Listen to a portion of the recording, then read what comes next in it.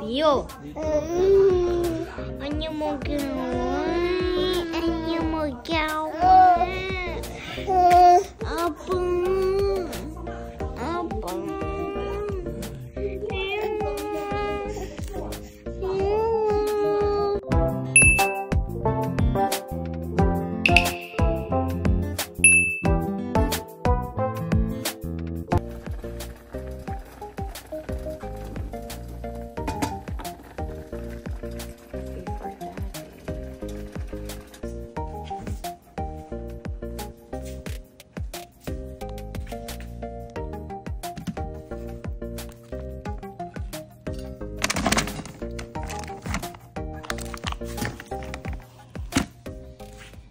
So, good morning guys! Ngayon ay Linggo. Sunday tayo ngayon and medyo makulimlim. Makulimlim tayo ngayon. Medyo maulan.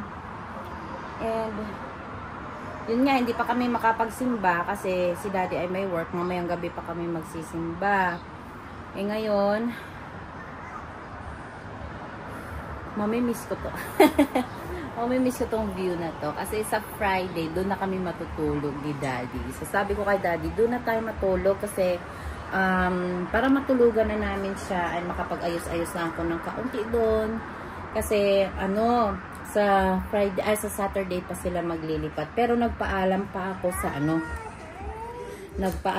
sa resident manager dito na pwedeng makahiram kami ng elevator by Saturday kasi yung elevator dito hinihiram para kami lang talaga ang gagamit, walang ibang gagamit.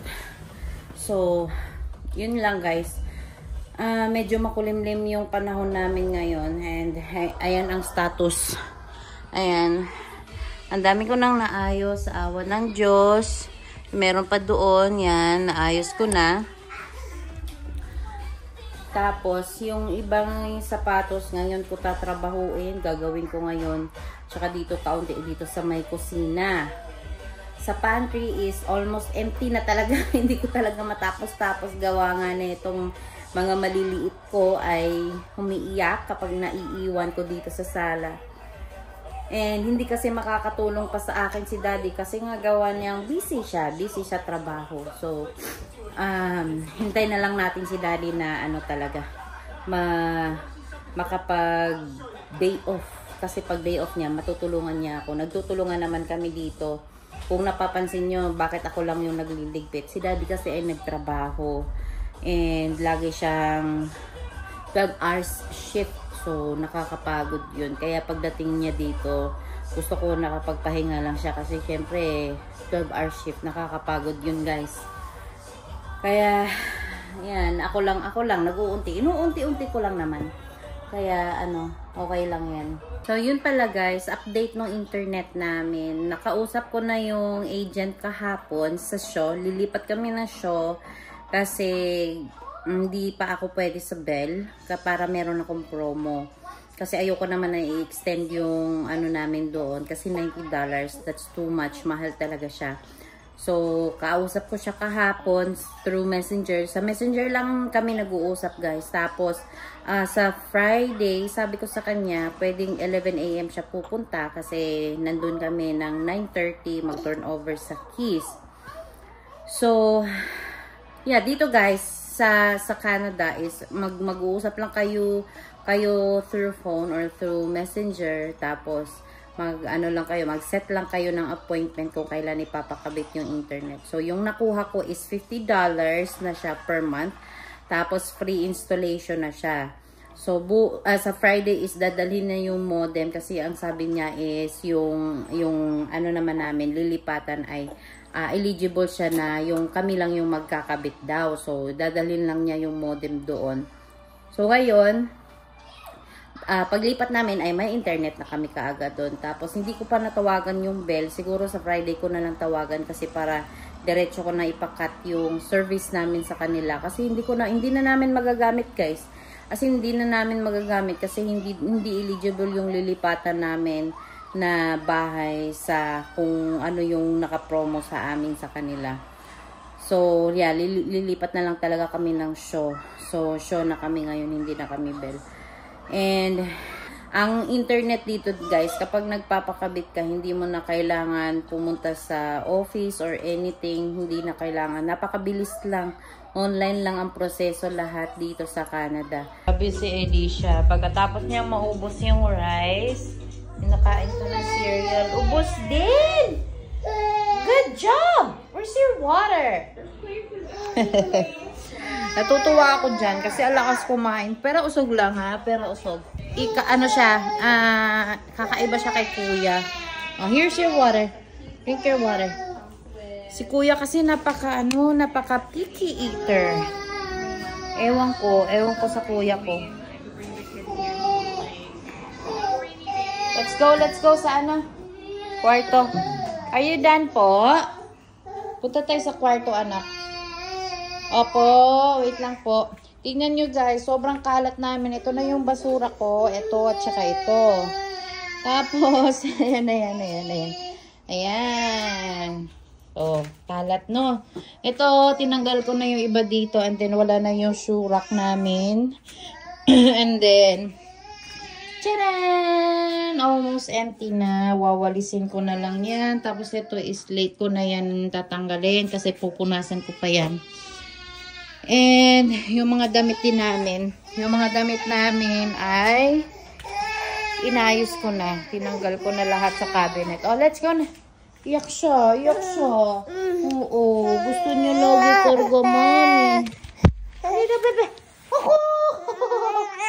Okay, nagalit na. Okay. Puchi! Say hi, everybody. Naligo na po ako. Mabango po ako ngayon. Yeah. So, ngayon, ay mamaya kaming gabi magsisimba, guys. Are you done? Alicia, you're done. Yun mo yung kumot, guys. Nalulungkot ako kasi kadalaba ko nilalagay nila sa sahig. Ewan ko talaga. Buhay may bata. Napagod na ako guys. Kakaligpit. Kaya nagpahinga muna ako. Yung ibang mga sapatos namin dyan, tinanggal ko na. Ito pa pala. Hindi ko pa nailagay. Ang dami pang aayusin. Sige lang, bukas is day off si daddy. Baka medyo matapos-tapos na to bukas. Kasi wala nang laman yung washroom.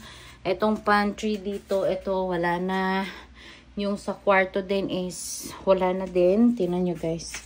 Ayan, dito ko pinaglalagay muna yung mga gamit kasi para lang, hindi masyadong Ayan, tinanggal ko na yung mga gamit doon din sa cabinet. Wala na. As in, wala na talaga. Ayan, nilagay ko na dyan. Ayan. Madami na akong naayos guys. Kahit papano. Bago na mag-day off si daddy bukas. Kasi pag sa hakutan naman sila lang mga lalaki. Hindi naman ako sumasali sa paghahakot. And then aray. Tapos dito sa may kwarto namin is wala nang damit. Yung mga iniwan ko is yung mga gagamitin na lang namin. Ang mga laman dyan, hindi ko na yan tatanggalin. Ayan, wala na. Ito mga uniform na lang ni daddy. At saka yung iba pa pala dun. Hindi ko pa pala natanggal. Ayan, wala na guys. As in, wala na. Ready to go na kami. Talaga. Kaya kong ako lang talaga yung mag-aayos. Kayang-kaya ko. And si daddy na bahala sa sa hakot. Yun ang hindi ko kaya. Yung sa hakot. So, yeah, patulugin ko muna si Pio, guys. Kasi inaantok na siya. Ayan, guys. Nakapag-ayos na ako. Nakapag-ayos ako kaunti. Ayan din si Alicia, oh. Nakabihis na si Alicia. Ayan. And medyo maulan kami ngayon, guys. Ayan. Maulan kami. And kumukulog sa labas. So, it's 6:42 PM. Hinihintay na lang namin si daddy na makauwi para dediretso na kami sa simbahan. Kasi hindi pwedeng hindi kami magsimba. So, it's Sunday today. Kailangan namin magsimba. And then, pagka, na naman yan? Ayan. Tapos si Pio ay tulog. Ang kalat ng bahay namin, guys. Kasi napagod ako ngayong araw na to. Kasi medyo natapos-tapos ko kaunti. Yung kabilang kwarto na ayos ko. So, sana ay last na lipat na ito. Oy! Ano yun? Bakit? Bakit ka umiiyak? Ha? Bakit? Malapit na si Dada. Uuwi na si Dada. Opo. Ayan o. Tinan nyo guys. Ang kalat ng bahay. Kasi ako nagliligpit. Si Alicia naman yung tagahakot ng mga kalat dito sa sala. Kaya ang kalat namin ngayon. Bukas ko na aayusin yan. Or mamaya pag uwi namin. Kasi kandong ko si Pio. Kandong ko siya ngayon. Hindi ko maaayos. Ano ba yun? Ano yun? Yeah, timpla mo nga siya ng milk, ya. 4 lang. 4, please. Go to kuya. Timpla milk, kuya. Ayan na. Ayan na, si kuya. Buti nandyan yung kuya ko, guys. Kasi nauutusan ko na sa pagtitimpla ng gatas, sa pagbabantay. Ayan na, umiinom na si Alicia ng gatas, guys.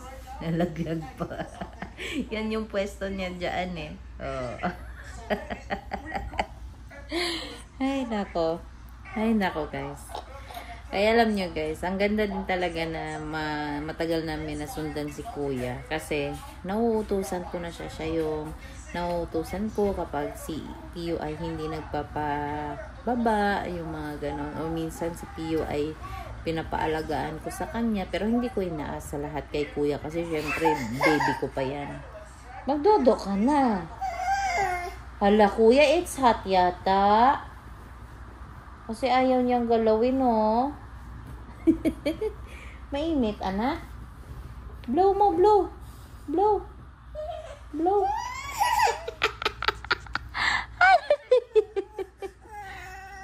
Ha? Ano? Blow mo. Yeah, mainit yung ano, yeah. Yung milk niya. Yeah. Mainit yung pagkatimpla ni kuya guys. Ay, kanina nagtuktok na naman yung baba namin kasi siguro naingayan siya sa akin na syempre nag-aayos ako. Hindi naman mahirap naman mag-ayos na walang walang kilos gaano. Pag naglakad na nga ako dito tiptoe, ay apakahirap kumilos dito guys, as in kung hindi kami aalis dito, wala na kaming kabuhay-buhay. Ilang buwan na kami hindi tumatanggap ng bisita nang dahil sa kanila. As in, kahit na mahirap maglipat, as in, gusto ko pa din talaga lumipat kapag ganito yung neighbor namin. Ayoko talaga. Mas okay na yung mahihirapan ako maglipat kaysa magtiis ako dito na ilang taon. Diyos ko. Apakahirap kumilos. Hay. Ang mahirap lang naman nito guys kapag ang paglilipat lang talaga. Pagkatapos niya malipat lahat yung gamit. Kahit unti-kunti lang yan. Kunti-kuntiin lang namin na ayos sa bahay. Hindi agad-agad aayusin. Yung mga kailangan lang namin ang kailangan ko ilabas. Tapos yung iba is ilagay muna sa box. Mga ganun. Kunti-kunti lang. Wag biglaan kasi mahirap. Mahirap. Kapag nag-work si daddy, ako lang kumikilos sa bahay kapag nagbabantay din ako mga bata, mahirap. Kaya konti-konti lang. So, yeah. Pupunta muna tayo ng simbahan at magsimba tayo ngayong linggo para buo yung week natin. Buo yung week na makapagsimba tayo. Ano eh? Ay, teka lang, ilalagay ko lang to.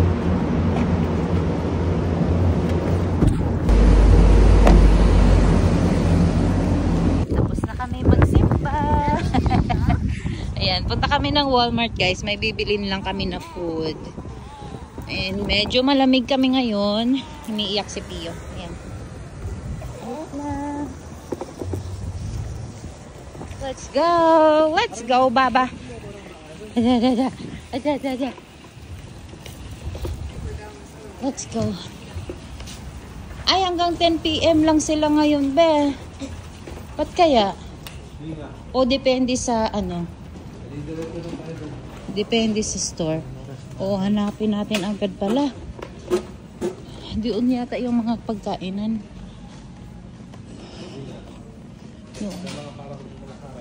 Oo, nandito. Ayan, nandun nga fresh market.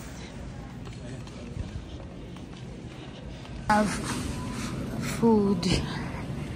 Ayan. Okay.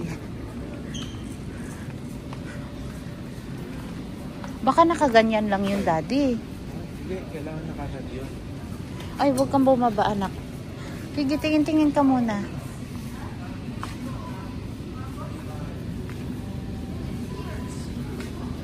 Diyan sa kabila. Tingin-tingin ka din.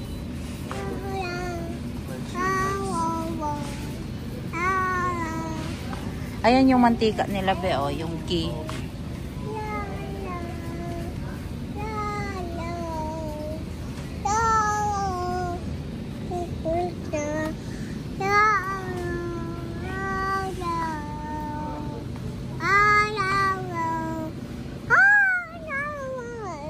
Wala dito.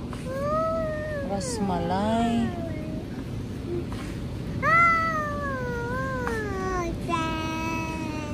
Ayan. Ay, hindi pala. Nasaan yan? Ay! Ito, elo, ito, gulab jamun. Ayan, gulab jamun. Ito yun. Lalabas na kami, guys. Si Pio ay umiiyak. Nagpakarga kay Mami. Ayun o, may mga chips din o. Ay, sorry. Ah, yung mga pang Costco na style pero maliliit. Wag na.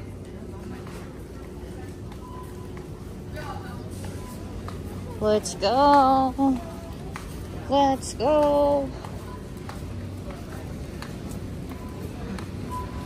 Let's go.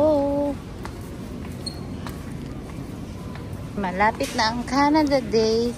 Nagbebenta na sila ng ano, mga pang Canada Day.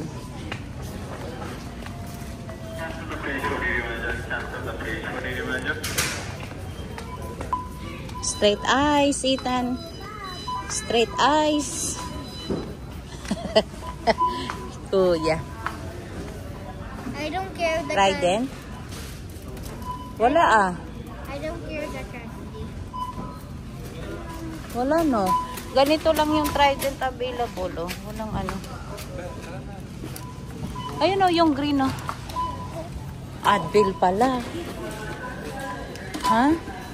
Kasi ano ito yung magaan eh. Oo.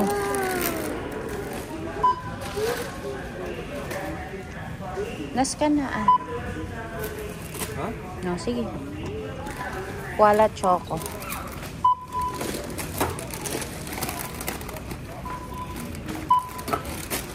Ano yung ilalim mo? $2.97.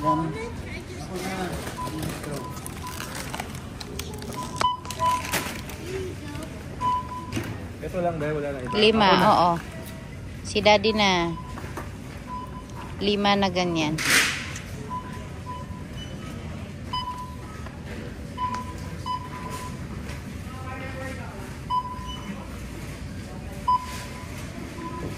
Five.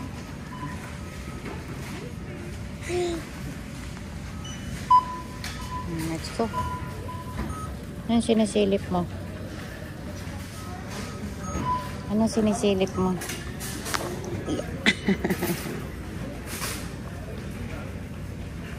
Print.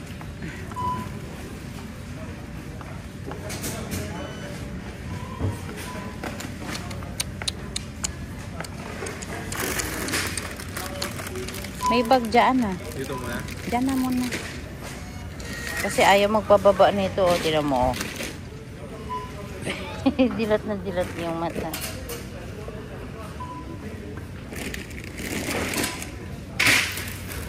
Let's go. Yung resibo, daddy. Huwag mo kalimutan.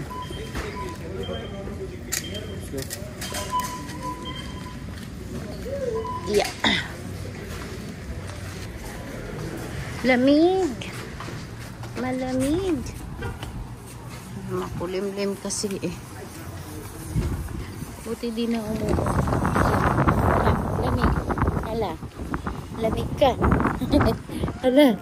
Hala. Lamig ka. Iyak ka kasi.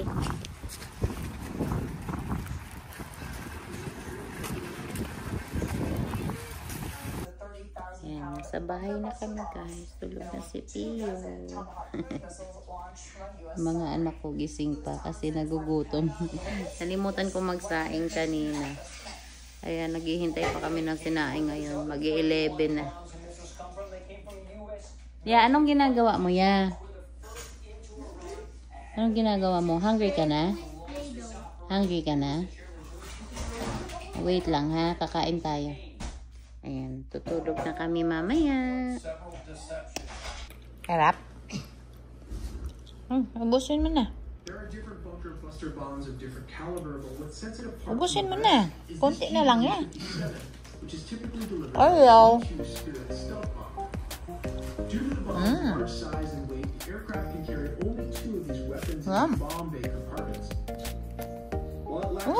The weapon is equipped with 4 active lattice fins and a precision guidance system that enables it to glide target using military-grade GPS. Constructed from a specially designed high-performance steel alloy, using its weight when falling under gravity to penetrate or dig itself up to 200 feet of underground soil. Thank you, Mommy. We'll also look into the difference between the massive ordnance penetrator and the mother of all bombs, step-by-step process of how it works.